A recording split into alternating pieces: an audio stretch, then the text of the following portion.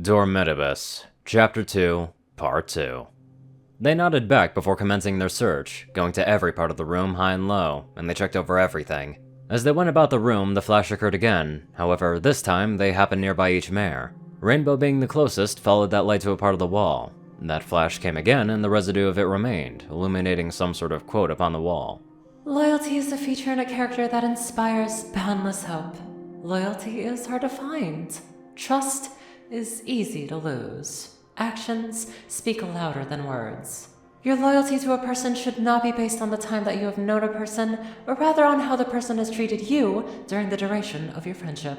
Rainbow Dash squinted as she read over the constantly changing line of dialogue that burned into the stone. As the last one went by, an imprint appeared below it. A handprint. Narrowing her eyes with uncertainty, she hesitantly lifted up her hand and pressed it into the stone where the glowing mark was. Applejack was next to find hers. On the far right of the throne, she found her color calling to the walls behind it. Honesty is the first chapter in the Book of Wisdom. Honesty is often very hard. The truth is often painful. But the freedom it can bring is worth trying. Being honest may not get you a lot of friends, but it will always get you the right ones. Applejack placed her hand on the palm print when it appeared, being less hesitant than Rainbow Dash was. Despite her growing nerves etching her backwards, she wasn't gonna back down, not now. She came here with her friends, honest and true to them. Now, she'll see this through to the end. For them. Fluttershy was up next. Finding her glow high in the air, well above Rainbow Dash's, her message was embedded into the highest point of the tower. Kindness is a gift everyone can afford to give. Kindness is seeing the best in others when they cannot see it in themselves. To be kind is more important than to be right. Many times, what people need is not a brilliant mind that speaks, but a special heart that listens. Fluttershy felt a warmth wash over her, as she was beckoned by the words to place her hand on the palm before her. As she did, that same warmth swept over her heart, and made her smile. Pinkie Pie bounced around the room before finding her glow under the rug, leading to the throne. Drifting it aside, she blinked as she watched the messages pass. Laughter will always be the best medicine. Silence will always be the best revenge. Always find a reason to laugh. It may not add years to your life, but it will surely add life to your years. Pinkie let out a giggle as she smacked her hand over the one presented before her, as if high-fiving it after a good joke. Continuing to chuckle and snort, she was bypassed by Rarity, who approached the throne and found her message inscribed on the large chair itself. Generosity is giving more than you can. Pride is taking less than you need. The most truly generous persons are those who give silently without hope of praise or reward. The meaning of life is to find your gift. The purpose of life is to give it away. Rarity gave a small, beautiful smile as she rested a palm on the throne's armrest.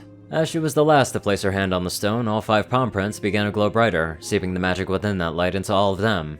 Twilight stepped back, watching as her friends were imbued with the power of a legend. Amazing. The elements recognized each one of you as a bearer of representation. She looked down, remembering upon her time with them.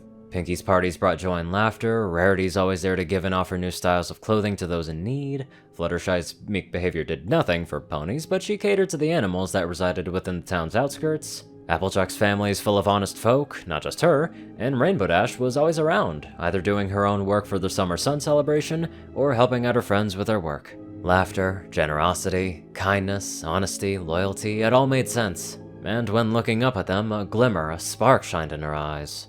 Girls! Twilight turned around as Nightmare Moon was thrown through the ceiling, collapsing onto the floor as she was swung into the room by a large tendril. The tentacle retreated, as the sounds of venom growling could be heard from outside, as he moved around to the side of the tower. Nightmare Moon slowly pushed herself to a sit, shaking her head at the trauma that she suffered, before looking towards the 6 mares. Gasping, she shook with fear as she realized what was happening. What? But how is this possible? I destroyed the elements! Twilight glanced back at her friends, before turning back to Nightmare Moon. You think you can destroy the elements just like that? While it is true that the elements' power are sealed within the respective gems, the true magic they wield are in the spirits that represent them. She held out a hand towards the 5 mares behind her. These 5 have helped me realize that I didn't need the elements of harmony themselves, but what they strive to be in order to defeat you. Honesty, laughter, kindness, generosity, loyalty, they are all here, within this room, still whole and still more powerful than you. Nightmare Moon seethed as she stood up. Fool! You still don't have the 6th element. Without that, you can't use the artifacts against me. The spark didn't work. That's where you're wrong. What? There was a spark, a different kind of sorts. One that was generated when I came to realize where I went wrong with this whole journey to save Equestria. I felt it the moment that I saw them each take their mantle of their traits, and empowered as a result. I knew it was true, for when I stood what truly made the elements of harmony so special, I found myself staring forward at the sixth itself. The floor beneath Twilight glowed with a majestic purple hue, her own messages forming as she knelt down. We do not need power to change the world. We carry all the magic that we need inside of ourselves. We have the magic to imagine better. Magic has the power to experience and fathom things which are inaccessible to common reason. For magic is a great secret wisdom, and no magic is stronger than that of which binds you to your closest loved ones. Twilight placed her hand upon her own palm print, letting it glow and transfer the power of the last artifact, the element of magic, into her body. With the energy flowing through her veins, her eyes began to glow a powerful bright light, the same that flashed from the tower over and caught their attention in the first place. With that blinding light, 5 ornaments were created, similar to the brace that was worn around Princess Celestia's neck.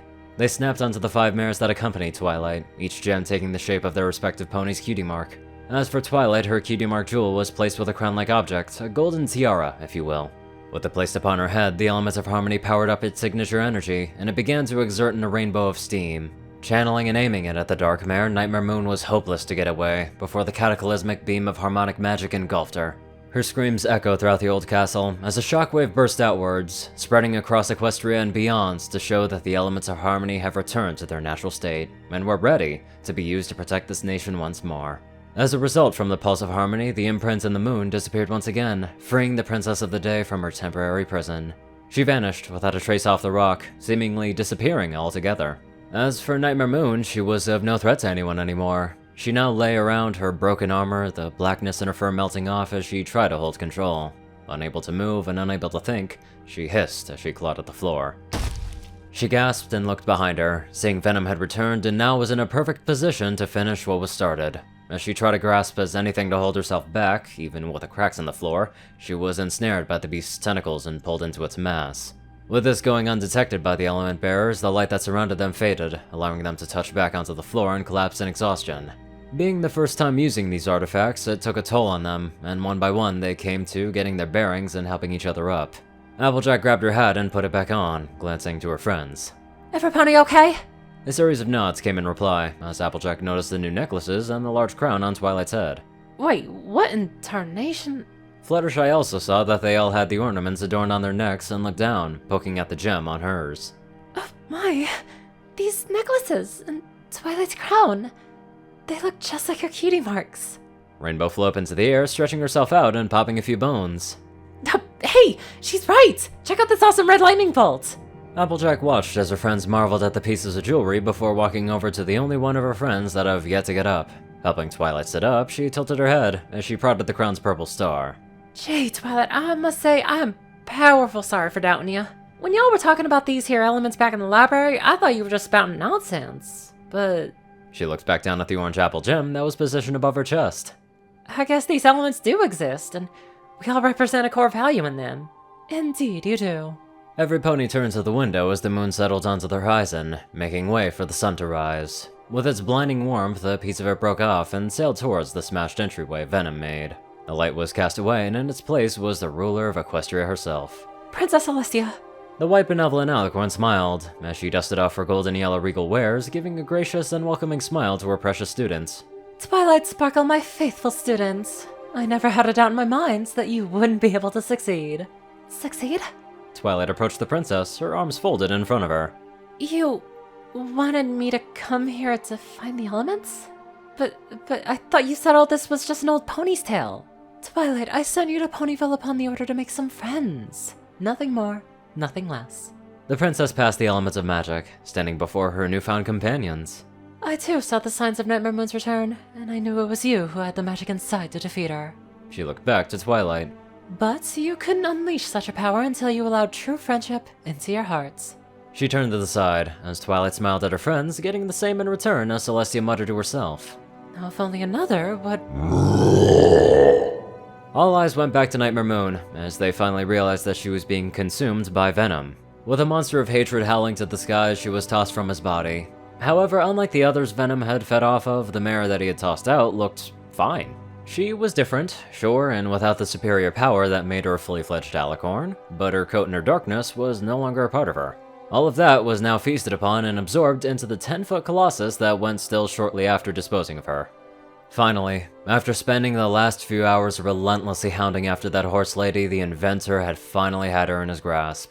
Stringing her into his ooze, he leered over and crossed his arms over his chest, keeping her sealed and unable to escape before he was done absorbing that delectable and juicy essence.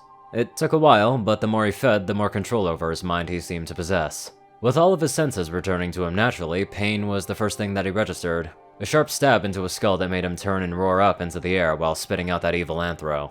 As his mind throbbed, his eyes closed, tightly squeezing together as his amorphous slime began to melt. Patches of the human underneath were revealed as his mind reeled and rasped, taking in air as the mask of the beast came off last. Once it splattered onto the ground, he let out another howl as he fell to his knees.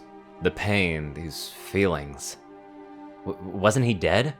Surely this whole thing was some kind of afterlife nightmare that he had to trek through before either soaring or burning.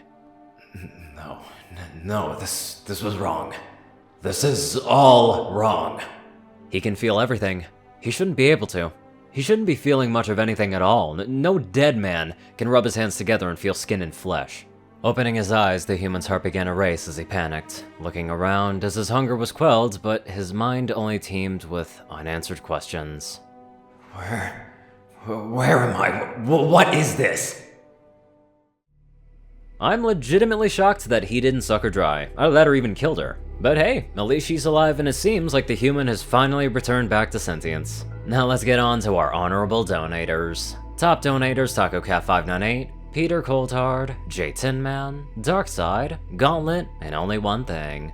Zar630, Strix, Raiden, Narwhals, Black Moonheart, Drake Lovedragon, Pastel Skies, Austin Roland, CrazyKiller557, Stu Hex, Will, Dospo, Madman Stan, Delta Omega, Jack Hadge, RuneScythe9852, Leslie Prickett, Hunter Norman, Stephen Bingham, LineGod12, and many more super duper people. Thank you all so much for watching this video and live life to the fullest.